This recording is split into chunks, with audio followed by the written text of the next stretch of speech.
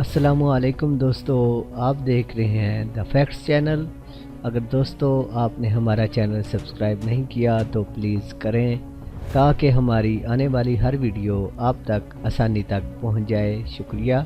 पाकिस्तान उन चंद ममालिक की सफ में शामिल हो गया है जो लेज़र टेक्नोलॉजी रखते हैं। Father of rocket technology German aerospace engineer Wernher von को कहा जाता है। वार्नर वान की ही रिसर्च की बदौलत वर्ल्ड वार 2 में V2 नामी रॉकेट वजूद में आए थे, जिसे हम पहला मिसाइल कह सकते हैं। इसके अलावा वो रॉकेट्स जिनकी बदौलत इंसान चांद पर पहुंचा, इनकी डेवलपमेंट में भी वार्नर वान का बहुत बड़ा कंट्रीब्यूशन है। मिसाइल की मुख्तलिफ इकसाम होती हैं, मसलन गाइडेड मिसाइल, बैलिस्टिक मिसाइल और क्रूज मिसाइल्स, और इनकी मजीद सब कैटेगरीज होती हैं। लेज़र गाइडेड मिसाइल, जैसा कि इसके नाम से अंदाज़ा लगाया जा सकता है, ये गाइडेड मिसाइल्स की कैटेगरी में आते हैं। लेज़र टेक्नोलॉजी 60 की दहाई में वजूद में आई, जब अमेरिका वियतनाम में जंग लड़ रहा था। जंग के दौरान इनकी पिन पॉइंट एक्यूरेसी की वजह से लेज़र टेक्नोलॉजी को बहुत मकबूलियत मिली, जिसकी वजह से रूस और यूरोप के मुल्कों ने भी इस टेक्नोलॉजी को अपनी मिलिट्री का हिस्सा बना लिया। लेज़र गाइडेड मिसाइल 4 कंपोनेंट्स पर मुश्तमिल होते हैं, जिनमें flight system, guidance system, warhead और इंजन शामिल हैं। गाइडेंस सिस्टम बुनियादी तौर पर मिसाइल को उसके हदफ तक गाइड करता है। लेज़र गाइडेंस सिस्टम में ये काम 2 तरीकों से होता है, जिनमें से एक बीम राइडिंग कहलाता है, यानी कि मिसाइल एक नैरो बीम पर राइड करता है, जिससे मिसाइल अपने टारगेट को आसानी से निशाना लगाता है। दूसरी टेक्निक सेमी एक्टिव होमिंग कहलाती है। ये एक मॉडर्न टेक्निक है। इस टेक्निक में लेज़र डेजिग्नेटेड के जरिए हदफ पर लेज़र बीम फोकस की जाती है।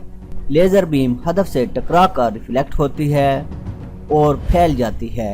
जब मिसाइल को लॉन्च किया जाता है तो मिसाइल में मौजूद सेंसर्स इस लेज़र स्क्वाड से रिफ्लेक्ट होने वाली लाइट को डिटेक्ट कर लेते हैं और इस तरह मिसाइल अपने टारगेट को कामयाबी से हिट करता है। फ्लाइट सिस्टम का मतलब ये है कि जब मिसाइल को एक दफ़ा लॉन्च कर दिया जाता है तो मिसाइल हवा में ही अपनी फ्लाइट को गाइडेंस सिस्टम से मिलने वाली हदायत के मुताबिक अपने टारगेट की तरफ बढ़ता है।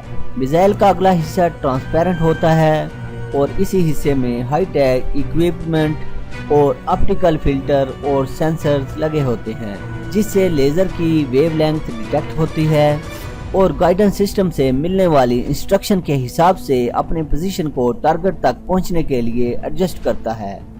आमतौर पर मिसाइल्स अपनी एडजस्टमेंट थ्रस्ट मीटरिंग के जरिए करते हैं, यानी मिसाइल को पुश करने वाला जो थ्रस्टर होता है वो अपनी पोजीशन को बदलता है। इसके अलावा मिसाइल की बॉडी पर मौजूद विंग्स और फिन्स भी इसको पोजीशन एडजस्ट करने में मदद देते हैं। मिसाइल का इंजन जो कि मिसाइल को थ्रस्ट देता है और इसे स्पीड हासिल करने और फैसला तय करने में मदद देता है। मिसाइल का वारहेड मिसाइल के सेंट्रल पोर्शन पर मौजूद होता है। लेज़र गाइडेड मिसाइल को मुख्तलिफ तरीकों से टारगेट पर बीम किया जाता है। मसलन 2 त्यारे मिलकर एक टारगेट को निशाना बनाते हैं, जिनमें से एक त्यारा लेज़र बीम टारगेट पर फोकस करता है, जबकि दूसरा त्यारा मिसाइल फायर करता है और ये मिसाइल लेज़र स्पॉट को फॉलो करता है।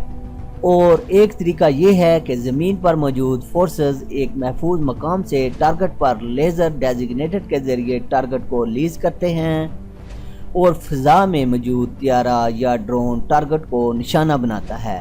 तीसरा तरीका ये है कि त्यारा या ड्रोन खुद ही टारगेट को टैग कर देता है और ये काम त्यारे या ड्रोन में मौजूद टारगेट पोर्ट के जरिए किया जाता है। वारहेड की इन एडवांसमेंट में हमारा प्यारा वतन पाकिस्तान ने अपनी दिफाई सलाहियतों में गैर मामूली कामयाबियां हासिल कर ली हैं और पाकिस्तान की ये जदीद टेक्नोलॉजी हासिल करने की मिसाल पाकिस्तान के लेज़र गाइडेड मिसाइल बर्क से मिलती है। बर्क खालिस्तान पाकिस्तान का अपना तैयार करदा मिसाइल है। बर्क को पाकिस्तान के इदारे national engineering and scientific commission ने तैयार किया है। इससे आप पाकिस्तान के साइंसदानों की सलाहियतों का अंदाज़ा लगा सकते हैं کہ پاکستان ہر قسم کی ٹیکنالوجی حاصل کرنے کی صلاحیت رکھتا ہے۔ برق میزائل کا پہلا تجربہ 13 مارچ سن 2015 کو کیا گیا تھا۔ اس میزائل کو پاکستان کے ڈرون براق سے فائر کیا گیا۔ اس میزائل کی خصوصیات کو خفیہ رکھا گیا ہے۔ صرف اتنی ہی معلومات مل سکی ہیں کہ برق میزائل ساکن اور متحرک دونوں اہداف کو کامیابی سے 100% ایکوریسی سے نشانہ بنا سکتا ہے۔ اگر مشاہدہ کیا جائے تو پاکستان کا برق میزائل امریکی ہیل فائر 114 اور چینی ساختہ HJ-10 کے ویریئنٹ AR-1 سے مشابہت رکھتا ہے۔ AR-1 کو اس طرح ڈیزائن کیا گیا ہے کہ اسے چائنیز ڈرون CH-3 یا CH-4 اپنے ساتھ لے جا سکتا ہے۔ اگر ہیل فائر 114 اور AR-1 کی سملیرٹیز کی بات کی جائے تو دونوں سپر سونک ماک 1 کی سپیڈ سے اپنے ہدف کو نشانہ بناتے ہیں، یعنی 10,235 کلومیٹر فی گھنٹہ کی سپیڈ سے سفر کرتے ہیں۔ ان دونوں کی رینج تقریباً 8 سے 10 کلومیٹر تک ہے اور دونوں ہی تقریباً 10 کلو گرام تک کا وار ہیڈ لے جانے کی صلاحیت رکھتے ہیں۔ اس بات سے اندازہ لگایا جا سکتا ہے کہ برق میزائل کی اسپیسیفیکیشن بھی ان سے ملتی جلتی ہوں گی، یا ایسا بھی ہو سکتا ہے کہ برق میزائل کی اسپیسیفیکیشنز ان سے بالکل مختلف ہوں۔ یہ صرف ایک اندازہ ہے۔ لیزر گائیڈنس کی خصوصیات کے ساتھ ساتھ اس سسٹم کی کچھ خامیاں بھی ہیں۔ مثلا لیزر گائیڈنس کی ایکوریسی صاف موسم پر بہت انحصار کرتی ہے۔ اگر فضا گرد آلود یا برسات اور بادلوں والا موسم ہو تو اس کی ایکوریسی پر اثر پڑ سکتا ہے۔ اس جدید ٹیکنالوجی حاصل کرنے سے پاکستان کا دفاعی نظام مضبوط ہو چکا ہے۔